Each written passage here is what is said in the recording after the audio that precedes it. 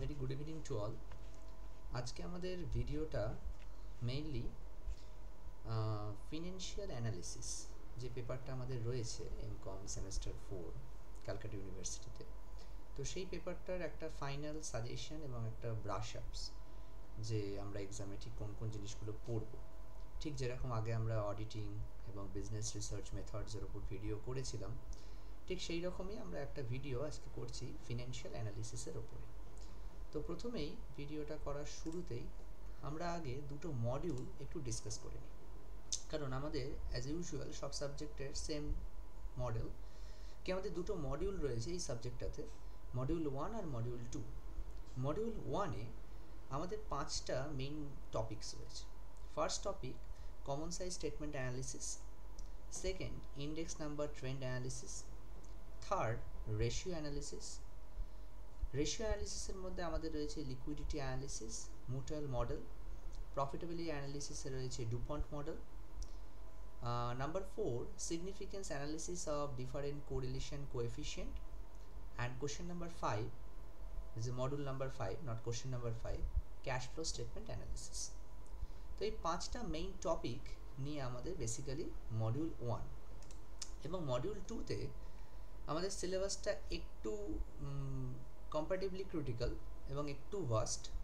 Module 2-তে আমাদের রয়েছে random walk theory of efficiency capital market, practical problems রয়েছে efficiency on capital মার্কেটের ওপরে, তার মধ্যে run test, serial correlation test, filter rule test, event study এবং পোর্টফোলিও স্টাডি। এছাড়া রয়েছে theory on distress analysis, practical problems on distress analysis, তার মধ্যে রয়েছে টাইপ 1 টাইপ 2 এরর, অল্টসম্যান মডেল। মোটামুটি এই টপিকগুলো নিয়ে আমাদের রয়েছে মডিউল 2। সো অ্যাজ ইউজুয়াল আমাদের কাছে প্রথম একটা কোশ্চেন কি আমরা কিভাবে এই মডিউলটাকে হ্যান্ডলিং করব। তো বেসিক্যালি আমাদের দুটো মডিউল থেকেই চারটে করে কোশ্চেন আসবে আর আমাদেরকে অ্যান্সার করতে হবে দুটো করে কোশ্চেন। তো ফিনান্সিয়াল অ্যানালিসিস এই পেপারটা কিন্তু একটুখানি লেংদি হয়ে যায় কোশ্চেন চয়েসের ওপরে। যদি কোশ্চেন ঠিক মতন চুজ করতে না পারো তাহলে কিন্তু এক্সামটা অত্যন্ত লেংদি হয়ে যাবে এবং উইদিন দ্য টাইম 2 আওয়ার্সে আমাদের এক্সামটা কমপ্লিট হবে না। তাই জন্য আমাদের প্রথম খুব ইম্পর্টেন্ট টাস্ক যে কোশ্চেনটাকে চুজ করা, যে আমরা কীভাবে কোশ্চেনটাকে চুজ করব, কোন কোন কোশ্চেনগুলোকে আমরা চুজ করতে পারবো, যে কোশ্চেনগুলোকে আমরা চুজ করলে ইজিলি আমরা মডিউল 1 থেকে দুটো কোশ্চেন 10 মার্কস ইচ 20 মার্কস এবং মডিউল 2 থেকে দুটো question again 10 marks each 20 marks, এভাবে আমরা 40 মার্কসের কমপ্লিট এক্সাম দিতে পারবো। আমি প্রথম আগে মডিউল 1টা ডিসকাস করে দিচ্ছি। মডিউল 1-এ আমাদের কাছে খুব ইজি একটা কোশ্চেন্স আসবে যেটা cash flow statement analysis. Cash flow আমাদের কাছে ভীষণ ইজি, আমরা এটা আন্ডার গ্র্যাজুয়েটে করে এসেছি, ক্লাস 12-এ করে এসেছি। বাট ক্যাশ ফ্লো স্টেটমেন্ট অ্যানালিসিসে এখানে যেটা হবে সেখানে আমাদেরকে একটা ক্যাশ ফ্লো করতে হবে, দেন ক্যাশ ফ্লোর কিছু রেশিও বার করতে হবে এবং তার উপর একটা অ্যানালিসিস করতে হবে। এই সামসটা অনেকটা সোজা হলেও এই সামসটা কিন্তু খুবই টাইম কনজিউমিং। তাই আমরা যদি ক্যাশ ফ্লো অ্যানালিসিস বা ক্যাশ ফ্লো স্টেটমেন্ট অ্যানালিসিসের কোশ্চেনটাকে অ্যাটেন্ড করি তাহলে আমাদের অন্য যে কোশ্চেনটা অ্যাটেন্ড করতে হবে সেই কোশ্চেনটা একটুখানি দেখে অ্যাটেন্ড করতে হবে, যাতে উইদিন 40 মিনিটস আমরা মডিউল 1টাকে কমপ্লিট করে ফেলতে পারি। Module 1 each question 20 minutes maximum time. যদি আমরা ক্যাশ ফ্লো স্টেটমেন্ট অ্যানালিসিস এখান থেকে প্রবলেম অ্যাটেন্ড করি, কারণ বেসিক্যালি আমাদের ক্যাশ ফ্লো স্টেটমেন্ট অ্যানালিসিস থেকে একটা কোশ্চেন আসবেই গ্যারেন্টেড। রেশিও অ্যানালিসিসের মধ্যে মুটাল স্টাডি এবং ডুপন্ট মডেল এখান থেকে একটা কোশ্চেন আসবে একদম sure shot. Significance of analysis of different correlation এখান থেকে একটা কোশ্চেন আসে। আর common size statement analysis, index আর ট্রেন্ড অ্যানালিসিস এখান থেকে একটা কোশ্চেন্স আসে। প্রত্যেকটা কোশ্চেন্সই আমাদের কিন্তু অ্যানালিটিক্যাল ইন নেচার হয়, মানে আমাদেরকে স্টেটমেন্টে অ্যানালিসিস করে বলতে হয় যে কেন এটা হয়েছে। আইদার ব্যালেন্স শিটটাকে কম্প্যারিজন করতে হবে বা ব্যালেন্স শিটের প্রত্যেকটা কম্পোনেন্টের কমন সাইজ স্টেটমেন্ট অ্যানালিসিস করতে হবে, যে কেন চেঞ্জ হচ্ছে, এই চেঞ্জের কারণে কোন কোন পয়েন্টগুলো বেশি ইম্পর্টেন্স রাখছে। তো এই ধরনের কোশ্চেনগুলো অ্যান্সার করা অনেক বেশি difficult within a particular time, কারণ এগুলো করতে করতে কী হয় অনেকটা টাইম নিয়ে নেয়। তো যদি আমরা ক্যাশ ফ্লো স্টেটমেন্ট অ্যানালিসিসটাকে অ্যাটেন্ড করি এক্সামে, যদি সেখানে আমাদের কনফিডেন্স থাকে, তাহলে আমার সাজেশন রেশিও অ্যানালিসিস এর আন্ডারে মুটাল মডেল এবং ডুপন্ট মডেল থেকে সেকেন্ড কোশ্চেনটা অ্যাটেন্ড করা একদম যুক্তিযুক্ত এবং ঠিকঠাক। তাই তোমাদেরকে বলছি, যারা ক্যাশ ফ্লো স্টেটমেন্ট করবে এবং যাদের স্পিড ইস্যু আছে, তারা চেষ্টা করবে যে ক্যাশ ফ্লো স্টেটমেন্ট অ্যাটেন্ড করলে তার কাউন্টার পার্টে রেশিও অ্যানালিসিস থেকে কোশ্চেন অ্যাটেন্ড করা। যদি কেউ ক্যাশ ফ্লো স্টেটমেন্ট অ্যাটেন্ড না করো, তাহলে রেশিও অ্যানালিসিস করতে পারো এবং তার সাথে এই common size statement, index, trend analysis, এইগুলোর ওপরে একটা প্রবলেম প্লাস থিওরি, এই দুটো মিলিয়ে একটা কোশ্চেন্স আসে। কারণ প্রথম পোর্শন থেকে আমাদের কিছু থিওরিটিক্যাল কনসেপ্টও আছে যেগুলো মডিউল 1-এ। সেই থিওরিটিক্যাল কোশ্চেন্স থেকে আমাদের 5 মার্কস কিন্তু কম্পালসারি একটা থিওরি আসে এই কোশ্চেনটার মধ্যে। তো ওই থিওরিটাকে আমরা অ্যাটেন্ড করতে পারি। তাই অ্যাজ পার মাই প্রেফারেন্স ফার্স্টে আছে যে ফার্স্ট চ্যাপ্টারের একটু theory with common size comparative or index trend নিয়ে একটা সামস, এইটা নিয়ে আমরা একটা কোশ্চেন অ্যাটেন্ড করব। আর সেকেন্ড আমরা রেশিও অ্যানালিসিস থেকে লিকুইডিটি অ্যানালিসিস, মুটাল স্টাডি আর ডুপন্ট স্টাডি আমরা করব। এটা আমার first preference for combination 1। Second preference আমার কাছে ratio analysis plus cash flow statement analysis. Third options, first unit theory with common size or index trend analysis question, mathematical questions with cash flow statement। এবং fourth অপশনে আমার কাছে রয়েছে যেটা chapter is significance analysis of different correlations. এইটাকে আমি preference লিস্টে একটুখানি দূরে রাখছি, কারণ এটা কম্পারেটিভলি একটু টাফ রাদার দ্যান 3। তো ঠিক এইভাবে আমরা মডিউল 1টাকে প্যাক আপ করতে পারবো। পার্টিকুলারলি কোনো ইন্ডিভিজুয়াল সামস আমি সাজেস্ট করব না, কারণ যেহেতু এটা practical exam, most of the questions practical questions, তো পার্টিকুলারলি এরকম সাজেশনস দেওয়াটা খুব ডিফিকাল্ট। তবে একটা কথাই বলতে পারি, প্রিভিয়াস ইয়ার তোমরা 2025-এ এক্সাম দিচ্ছ, যদি একটু পসিবল হয়, একদিন আর এক্সাম বাকি আছে, তো 2023 এবং 2022 এই দুটো ইয়ারের কোশ্চেন্সটা একটুখানি করেছো। অনলি 2 ইয়ার্স, আর কোনো ইয়ার করতে হবে না। 2022 and 2023 is very essential and very very important for your 2025। যদি তোমরা এই দুটো ইয়ার করতে পারো, তাহলে দেখবে অনেকটাই তোমরা সিমিলারিটি পাবে কোশ্চেন্সের মধ্যে। এবার আমরা আসি মডিউল 2-তে। মডিউল 2-তে বেসিক্যালি একটু কোশ্চেন মিক্স আপ বেশি আসে, মানে ডিরেক্টলি কোনো ইউনিট থেকে একটা ডিরেক্ট কোশ্চেন দেওয়া হয় না, তো একটু মিক্সিংটা বেশি থাকে। যে ইউনিটে একটা বড় সামস দেওয়া হয়, তার সাথে অন্য ইউনিট থেকে একটা ছোট থিওরি দেওয়া হয়, এইভাবে পাঞ্চ করা হয় কোশ্চেনগুলোকে।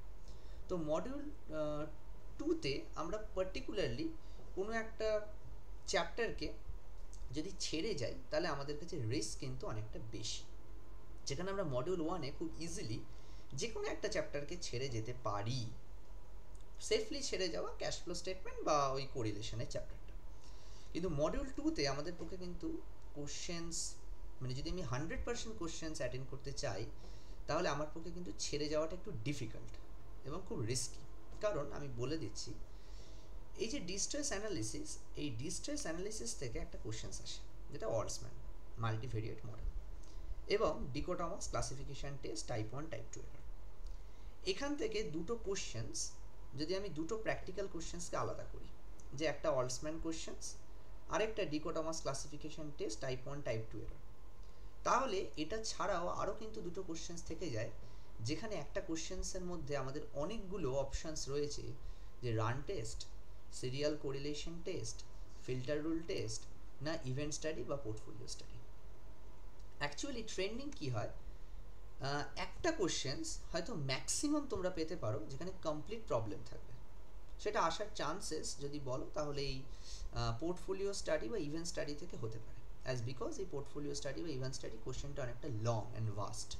তো এই একমাত্র এই দুটো সামসের জন্য যদি একটা কোশ্চেন্স হয়, স্যার যদি সেট করেন, তাহলে হয়তো 10 মার্কসের ম্যাক্সিমাম স্যার দিতে পারেন। কিন্তু বাকি যে কোশ্চেন্সগুলো রয়েছে, either run test or serial correlation test or distress অ্যানালিসিসের মধ্যে ওয়ালসম্যান মাল্টিভেরিয়েট মডেল বা ডিকোটমাস ক্লাসিফিকেশন টেস্ট, তো তার সাথে কিন্তু একটা করে থিওরি কোশ্চেন্স বা conceptual theoretical questions, theory questions মানে একেবারে যে মুখস্থ করা থিওরিটিক্যাল কোশ্চেন্স কিন্তু ফিনান্সিয়াল অ্যানালিসিসে আসে না। ফিনান্সিয়াল অ্যানালিসিসে যে র্যান্ডম ওয়াক থিওরি এবং theory of efficiency capital market sir তোমাদের ক্লাসে নোটস দিয়েছেন, সেই নোটস থেকেই কোশ্চেন আসে এবং সেই কোশ্চেন্স তোমরা নোটসটাকে ভালো করে পড়ে যাবে with Beaver study, Altman study এর থিওরি পোর্শনগুলো, the findings of Beaver study, findings of Altman study, limitations, এগুলো খুব ভালো করে পড়ে যাবে এবং theory on efficient capital market এর উপর কিছু কেস স্টাডি বেস কোশ্চেন্স, তো কেস স্টাডি অন এফএমইজ, তো এই ধরনের কোশ্চেন্সগুলো একটুখানি জেনে বুঝে যাবে, বিকজ তোমরা বড় কোশ্চেন্স কমন পাবে। ওয়াল্টসম্যান মাল্টিভেরিয়েট মডেল থেকে একটা কোশ্চেন পাবে, ডিকোটমাস ক্লাসিফিকেশন টেস্ট থেকে একটা পাবে। তো তোমরা যদি এই দুটো বড় কোশ্চেন্স করে যাও তাহলে 10 মার্কসের মধ্যে মেজর পোর্শন 6+ তোমরা অ্যাটেন্ড করতে পারছো ইচ 10 মার্কস, কারণ এই কোশ্চেন্সগুলো কোনোভাবেই বিলো 6 আসার চান্সেস নেই। তাহলে 6 অ্যান্ড 6+, তো 6 to 7 তোমরা দুটো কোশ্চেনের মধ্যে ইজিলি অ্যাভেল করে দিতে পারছো। তাহলে আমার কাছে রইলো average year 5 and 4 9 marks, maximum 8 to 9 marks.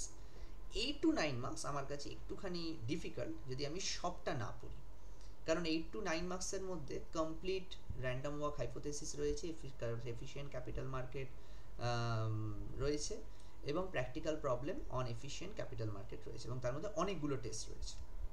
যদি event study, run study, serial correlation, filter rule test, portfolio particularly বলো, এর মধ্যে ইম্পর্টেন্ট বলাটা একটু ডিফিকাল্ট, যেটা তোমাদের ক্লাসে বলা হয়েছে ইম্পর্টেন্ট সেটাকেই তোমরা মানে ভেবে যেতে পারো যে হ্যাঁ ওটাই স্যার ইম্পর্টেন্ট বলে দিয়ে গেছে, তো সেই ইম্পর্টেন্টটাই তোমরা করে যাও, না হলে পার্টিকুলারলি এই টেস্টগুলোর মধ্যে থেকে একটু ইম্পর্টেন্ট বলা খুব ডিফিকাল্ট।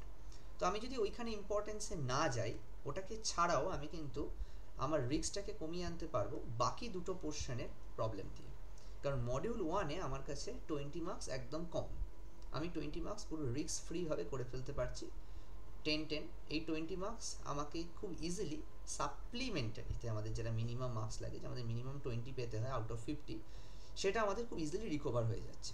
তো আমাদের নেসেসিটি পোর্শন আমরা মডিউল 1 থেকে কভার করে দিতে পারছি।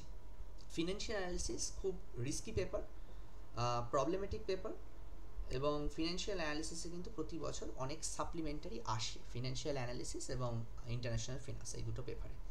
তো খুব উইথ কশনলি এবং খুবই পেশেন্টলি এবং খুব মনোযোগ দিয়ে উইথ মোর কনসেন্ট্রেশন তোমাদের এই পেপারটাকে কিন্তু অ্যাটেন্ড করতে হবে।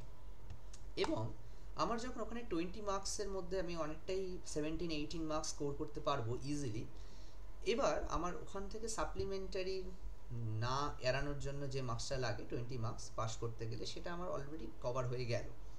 এবার আমার কাছে চলে এলো মডিউল 2। মডিউল 2 ওপেন করি, আমার প্রথম যেটা কাজ হবে, যদি আমার কাছে এই run test, serial correlation, filter rule, event study, portfolio study এগুলোর মধ্যে কোনো একটা পার্টিকুলারলি কমন পড়ে গেল, আমার ইভেন্ট স্টাডি বা পোর্টফোলিও স্টাডি এবং ফিল্টার রুল, এই রান টেস্টটা আমার কাছে একটু ইম্পর্টেন্ট মনে হচ্ছে রান টেস্টটা, তো রান টেস্ট একটু ভালো করে যেও। আর ইভেন্ট স্টাডি আর পোর্টফোলিও স্টাডির মধ্যে ইভেন্ট স্টাডিটা একটু বেশি ইম্পর্টেন্স দিয়ে যেও, কিন্তু সবকটাই করে যেও। কিন্তু এই জায়গাগুলো থেকেও তোমরা আগেই মডিউল 2 যখন ওপেন করবে তখন আগেই তোমরা চেষ্টা করবে ওয়াল্টসম্যান মাল্টিভেরিয়েট মডেল এবং তার সাথে ডিকোটমাস ক্লাসিফিকেশন টেস্টে টাইপ 1 টাইপ 2 এররের এই ধরনের সামসগুলোকে আগে করে ফেলা। এই ধরনের সামসগুলো যদি তোমরা করে ফেলতে পারো তাহলে তোমরা দেখবে ওখানে 20 মার্কস, তার সাথে আরও 14 মার্কস তোমরা সিকিউর করে ফেলেছো। So when you secure 34 marks out of 40, then you just feel extra courage, extra confidence. তো সেই কনফিডেন্স লেভেলটাই আমাদের দরকার। সেই কনফিডেন্স লেভেলটা আমাদের এসে গেলে আমরা ইজিলি যে আর 6 to 8 মার্কস রয়েছে, তো সেই 6 to 8 মার্কস আমরা কভার করতে পারবো। তাই আমি ভিডিওটাতে কোনো ইম্পর্টেন্ট পার্টিকুলারলি সামস দিচ্ছি না, আমি পার্টিকুলারলি টপিকগুলো বলে দিলাম এবং সেই টপিকের করেসপন্ডেন্ট ওয়েটেজটাও বলে দিলাম, কোন মডিউল থেকে কতটা থিওরি কতটা প্রবলেম আসতে পারে সেটাও বলে দিলাম। তোমরা এই ওয়েটেজটাকে ফলো করো, তোমরা কতটা সিলেবাস কমপ্লিট করেছো সেটা দেখো, সেই সিলেবাসের ওপর বেস করে এই ওয়েটেজের প্রেফারেন্স দিয়ে তোমরা তোমাদের কোশ্চেন্সগুলো সাজিয়ে নাও। প্রথমেই যখন কোশ্চেন্স চলে আসবে তখন তোমরা আমার সাজেশনস আগে মডিউল 1 করে নাও উইদিন 40 মিনিটস। এটা আমার কাছে কিন্তু বারবার বলার থাকলো, কারণ এফএ এক্সাম কিন্তু উইদিন দ্য টাইম শেষ হতে চায় না, তাই কোশ্চেন সিলেকশন খুব ভালো করে করবে। ক্যাশ ফ্লো সামসটাকে অ্যাভয়েড করে যাওয়াটাই আমার কাছে লজিক্যাল, বিকজ অফ ওটা অনেকটা টাইম কনজিউমিং। তা যদিও ক্যাশ ফ্লো করো তাহলে 20 মিনিটসের মধ্যে তোমাকে শেষ করতেই হবে ক্যাশ ফ্লোটা। এটা খুব ভালো করে মাথায় নিয়ে সামসটা করা শুরু করবে, এবং 40 মিনিটসের বেশি 1 মিনিটও মডিউল 1-এর জন্য ডিভোট করবে না। তারপরে তোমরা মডিউল 2-তে চলে আসবে। মডিউল 2-তে এসে ঠিক আমি যে দুটো পোর্শন বললাম সেই দুটো পোর্শনস আগে কমপ্লিট করে ফেলবে। এইভাবে 30+ আউট অফ 40 তোমার যখন সিকিওর হয়ে গেল, তার মানে তোমার আর এই চিন্তাটা থাকলো না যে আমার ইয়ারটা লস হতে পারে বা আমার সাপ্লি আসতে পারে। এই কনফিডেন্স লেভেলটা এফএতে এসে গেলেই আমার এফএ পেপারটা বেরিয়ে যাবে। সো এইটুকুই আমার বলার। তোমরা ভালো করে পড়ো এবং ভালো করে আরও একটা দিন হাতে টাইম আছে, সেই টাইমটাকে ইউটিলাইজ করো এবং এক্সামটা খুব ভালো করে দাও। আমি চেষ্টা করছি যে নেক্সট যে এক্সামগুলো বাকি রয়েছে ইন্টারন্যাশনাল ফিনান্স এবং স্ট্র্যাটেজিক ম্যানেজমেন্ট, তার উপরও কিছু এরকম ব্রাশ আপ করে দেওয়ার এবং কিছু ইম্পর্টেন্ট কোশ্চেন ডিসকাস করার। সো অল দ্য বেস্ট, সবাই ভালো করে এক্সাম দিও।